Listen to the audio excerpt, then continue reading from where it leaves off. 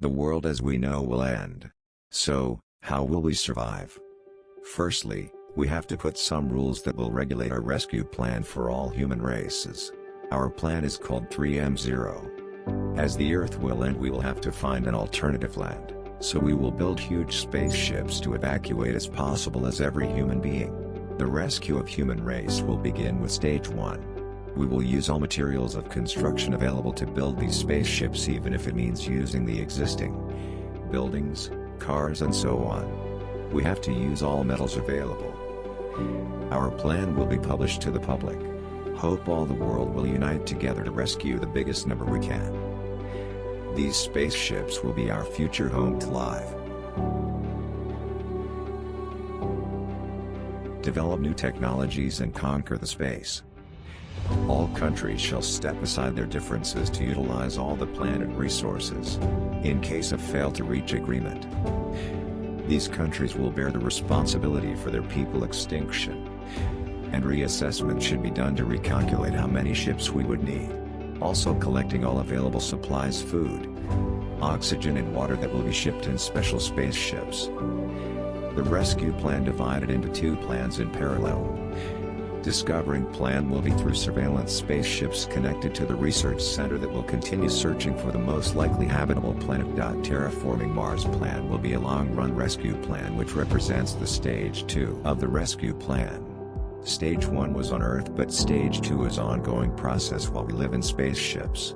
Terraforming Mars means that we will make artificial atmosphere through increased green gases in Mars' atmosphere. It will begin by increasing the temperature of Mars to allow the ice poles to melt and then to evaporate, which will help in increasing the levels of oxygen and carbon dioxide. Increasing temperature of Mars will be done by nuclear bombing the ice pole. Because of the low gravitational force, any artificial atmosphere will be flushed away by sun winds. So our limitless spaceships will act as a shield for Mars from the sun winds. To condense the artificial atmosphere more, we will have to introduce more. So we will build factories on Mars to intentionally pollute its atmosphere with carbon dioxide. After the artificial atmosphere made, we will grow plants that will produce more oxygen until the planet will be habitable to humans to live.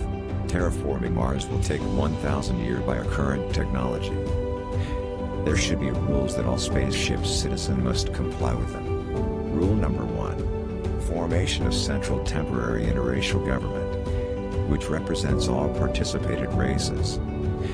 These government will be responsible for rule the rescued people, maintain peace and assure the rescue plan is applied correctly. These government will not be elected. There are no elections, no president for this government, as the main goal for them to follow the rescue plan and assure the rules are followed peacefully. Rule number 2. Selection of the government members will be based on unbiased electronic system that will select candidates upon passing tests like intelligence quotient, emotional intelligence, level of education and political opinions. Rule number 3. Working staff should be employed to be responsible for agriculture and distributing foods. Each spaceship should have a healthcare point with doctors to look after the patients and old people. Also, we should have center of disease control to prevent any epidemics may occur. A center of mental health should be available to monitor the mental status of the rescued, as the new life of the rescued will be a huge source of stress and depression for many people. A research center responsible for discovering trips and studying planets will be a mandatory also. The center will have authority over the surveillance ships. Rule number 4. Each spaceship should have an assessment to put the housing percentage of old people to youth in order to ensure smoothly handling ongoing operations in each ship.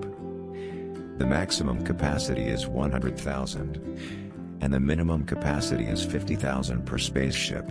Rule number 5. Different religions and political orientations should be strictly respected. Rule number 6. A unified education system should be established to ensure special care for new technology development and space sciences. The education system should also include all rescued people to educate them on the new lifestyle. Rule number 7. The rescue plan which have been previously agreed cannot be modified or stopped. If we discovered new technology or new planet, the suggested ideas should be carefully planned and put to public voting. Once the voting exceeded a previously accepted limit, the suggested plan will put in action. Rule number 8. Each spaceship should have security officers and security cameras which records audio and video.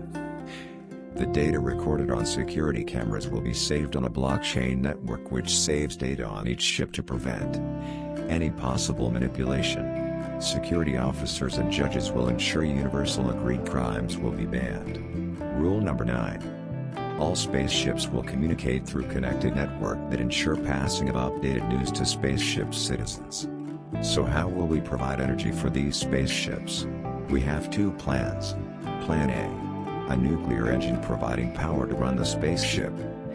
Plan B will be based on solar energy, as we could use the huge surface of the spaceship by covering it with solar panels, but not covering all the surfaces. We should have a window to let the sun rays enter the spaceship, because sun rays are essential for human and plants growing. For oxygen, we will use the same technology used in International Space Station. By electrolysis we will obtain oxygen. Electrolysis is the process of using electricity to split water into hydrogen and oxygen. This reaction takes place in a unit called an electrolyzer.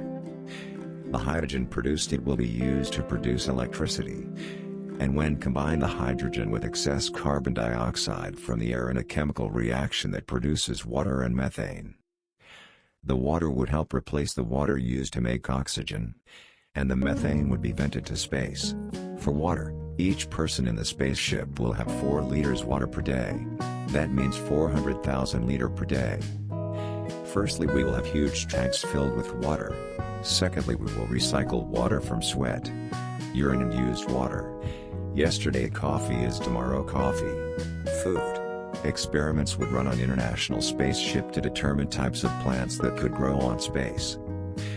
The daily meal for each spaceship citizen would be vegetarian-based, as US Army did on World War II.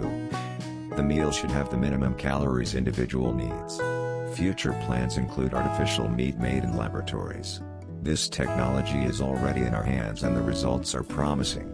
Each spaceship will have its green area where they will grow plants. In First Gulf War, US soldiers bored from their Army standard meal, so they sneaked out the military base and risked their lives to just get a meal from local restaurant. So an assessment should be done by the Center of Mental Health, as the repetitive meal may be a huge source of depression. The meal provided in space may provide the calories one needs but not all the minerals and vitamins human body needs. So we should make a small-scale pharmaceutical factory to make the essential vitamins that spaceship citizens need. Here comes the pharmaceutical factory role to provide the active pharmaceutical ingredients until a final product reach spaceship citizens. Thanks for watching.